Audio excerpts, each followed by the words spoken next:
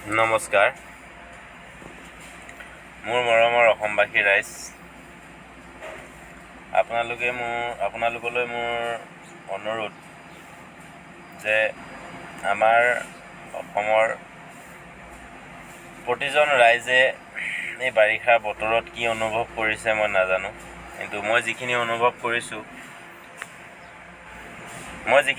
কৰিছোঁ মানে দুখীয়া মানুহখিনিৰ বহুত প্ৰব্লেম হৈছে, বহুত কষ্ট হৈছে বা বহুত চলিবলৈ টান হৈছে দেখিছোঁ বা শুনিছোঁ বা বুজিছোঁ। আৰু ঠিক তেনেকৈ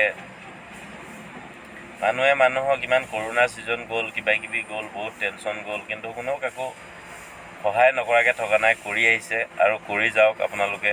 এতিয়া ঠিক ধৰি লওক, ধনী মানুহখিনিতো ধনী মানুহ, এই পইচা আছে তেখেতলোকৰ, যিখিনি আমি ৰেগুলাৰ ভাল এটা কাম কৰি খাই আছোঁ তেখেতলোকেও যি হওক চলিবলৈ হৈ আছে। কিন্তু যিখিনি হাজিৰা কৰি বা ইফালে সিফালে কাম কৰি যিকোনো মানে দিন হাজিৰা কৰি খোৱা মানুহসকলৰ বহুত প্ৰব্লেম হৈছে।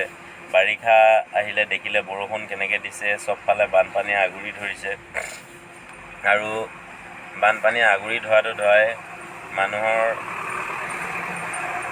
চলিবলৈ বহুত টেনশ্যন হৈ গৈছে। তাকে মোৰ নাম প্ৰশান্ত বৰা, এনেই মাইনা বুলি চবেই জানে, কিন্তু মই মানে ক'বলগীয়া ইমান নাই। মই এইবিলাক কথা ইমান কৈ ভাল নাপাওঁ, কিন্তু মোৰ দেখি বেয়া লাগিছে। অসমত মানে চবফালে বানপানী বা চবফালে টেনশ্যন মানুহৰ দেখি, আৰু বস্তুৰ দাম যেনেকৈ হাজিৰা দাম বঢ়া নাই, যেনেকৈ মানুহৰ যিখিনি কাম কৰাৰ মূল্য বঢ়া নাই, কিন্তু সকলো বস্তুৰ দাম ইমান বাঢ়িছে, প্ৰতিটো বস্তুৰ দাম বাঢ়িছে। দুখীয়া মানুহসকলে কিছুমানে ভাত খাইছে, দালি খাব পৰা নাই, কিছুমানে কিবা খাব পৰা নাই, কিছুমানে টেনশ্যন পাইছে বহুত। এই টেনশ্যনখিনি ছ'ল্ভ কৰিবলৈতো মানুহে পাৰে, কিন্তু চেষ্টা কিয় নকৰে মই বুজি নাপাওঁ।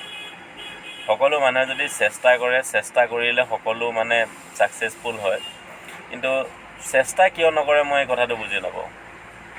আজি মই বহুত ভাল লগা নাই। মই এজন ড্ৰাইভৰ কৰোঁ গুৱাহাটীত, ঠিক তেনেকৈ হাজিৰা কৰা মানুহখিনি টেনশ্যন। ঠিক মই ড্ৰাইভৰ কৰি আছোঁ, মই এইটো কোম্পানীত এতিয়া ডিউটি কৰি আছোঁ 1.5 বছৰ হ'ল। 1.5 বছৰত মই 15,000কৈ মাহত পাওঁ। মই আজিলৈকে একাউণ্ট বেলেঞ্চ মোৰ হাতত এটকাও জমা কৰিব পৰা নাই। কিয়? বস্তুৰ জুই চাই দাম। কিনি খাবলৈ যাওক আপুনি, শাকে পাচলিয়ে তেলে নিমখে আপুনি চব বস্তুতে আজিকালি দাম ভৰিব লাগে। প্লাছ গুৱাহাটীৰ ৰুম ভাড়া ভৰি মেলি মানে পইচা বেছি নাবাচেই। তেওঁ চলি আছোঁ। আৰু মোৰ অসমবাসী ৰাইজলৈ ইমানখিনি, মানে মোৰ কথাটো বাদ দিছোঁ, অসমবাসী ৰাইজলৈ মোৰ এইখিনিয়ে আহ্বান, আপোনালোকে আগবাঢ়ক আৰু মোৰ এই ভিডিঅ'টো চাই আপোনালোকে যিমান পাৰে সিমান শ্বেয়াৰ কৰি দিয়ক। অসমৰ আমাৰ শ্ৰদ্ধাৰ মুখ্যমন্ত্ৰী হেমন্ত বিশ্ব শৰ্মা ছাৰ, আপুনি অকণমান চকু মেলি চাওক। যদি আপুনি চকু মুদিও আছে, আপুনি মেলি চাওক। মই আপোনাক বহুত কণ্টেক্ট কৰিবলৈ চেষ্টা কৰিছোঁ, কিন্তু মোৰ আজিলৈকে আপোনাক মই কণ্টেক্ট কৰি নাই পোৱা। লকডাউনত মই বহুত কষ্ট কৰি মানুহক বহুত হেল্প কৰি বচালোঁ। মোৰ নিজৰ যিখিনি প্ৰপাৰ্টি আছিলে আজি মই খতম হৈ লোকৰ গাড়ী চলাই আছোঁ আহি। এইবিলাক দুখ লাগে, দুখৰ টেনশ্যনতে মুখৰ পৰা যি টি ওলায়। কিন্তু মই মুখৰ পৰা আজিলৈ বেয়া ব্যৱহাৰ মানুহক নকৰোঁ, ভালকৈ ব্যৱহাৰ কৰোঁ, ভাল কথা কওঁ, মানুহ ভাল হওক। মানুহৰ ভাল মানে মোৰ ভাল, অসমবাসী ৰাইজৰ ভাল। কেলৈ আপোনাক আজি মুখ্য স্থানত থৈছে ৰাইজে, আপুনি যদি অকণমান মুখ্য স্থানত থাকি অকণমান ভালকৈ ৰাইজৰ কথা গুৰুত্ব নিদিয়ে, তেতিয়া মানে ধৰি লওক আপোনাক যিমান ৰাইজে ভাল পায়, আপোনাক 10টাই ভাল পায়, ধৰি লওক 20টাই গৰিহণা দিব। এই গৰিহণাখিনি আপুনি নলৈ আপুনি আদৰ সাদৰ মৰম চেনেহবিলাক অলপ বিলাই দিয়ক। আৰু অসমৰ প্ৰতিটো জেগাত বানপানী হৈ কিমান মানুহৰ অনিষ্ট সাধন হৈছে। খেতি কৰা ৰাইজৰ খেতি বেয়া হৈ গ'ল, কোনোবাই কিবা হাজিৰা কৰি খাই হাজিৰাত যাব পৰা নাই, বা ঘৰত চলিবলৈ অসুবিধা হৈছে। বহুত মানুহ লঘোণত আছে, বহুত মানুহ টেনশ্যনত আছে। এই টেনশ্যনখিনি আপুনি অকণমান ছল্ভ কৰি দিয়ক। মোৰ ফালৰ পৰা এইখিনিয়ে বিশেষ অনুৰোধ। আৰু আজিৰ দিনত মানুহে যিকোনো কাম কৰিছে, বস্তুৰ যেনেকৈ দাম বঢ়াই দিছে, কামৰো অকণমান আপুনি হেল্প কৰি মানুহক বুজাই বস্তুটো বঢ়াই দিব লাগিব ন। যেনেকৈ এতিয়া বস্তুৰ দাম বাঢ়িছে, তেনেকৈ ধৰি লওক মানুহৰ প্ৰব্লেম হৈছে ন।